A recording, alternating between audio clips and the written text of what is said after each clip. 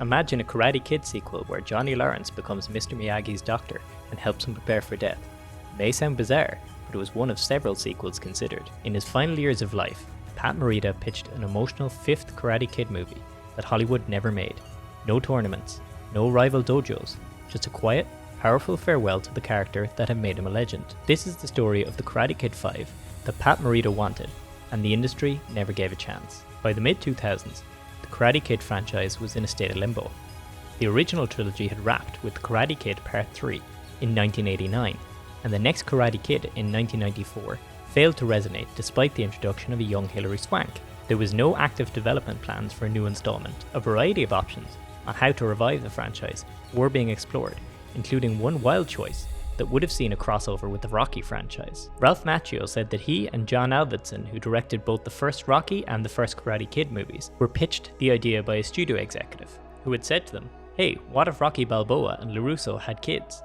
And they were related in some way." Taking these two major hits, this guy thought that it would be a huge movie. So the concept was to go back to Balboa and LaRusso's lineage in Italy and find that we were somehow related and that our kids would now team up in some way. Well, the studio was pitching wild crossover ideas. Pat Morita, who would become synonymous with Mr. Miyagi, had a much more different, grounded approach in mind. Morita was still attending conventions and heavily connected to the fans.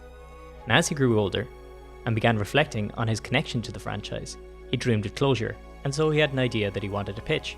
It centered not around another tournament, but around something deeper: legacy, morality, and reconciliation. In a 2021 interview, William Zabka, Johnny Lawrence himself, recounted a phone call that he received from Morita in the final years of his life. Retelling the call, he said, "He wasn't done with Miyagi yet. He called me and said, BZ, I have a great idea for Karate Kid.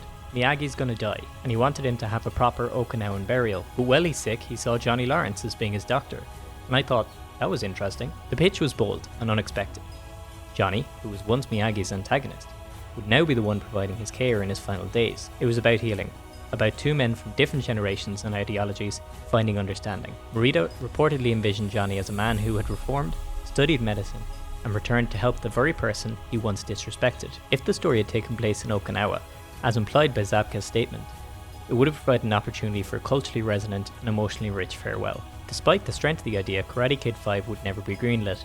There was no studio backing, no official development deal. Morita's health was declining and he ultimately passed away in 2005.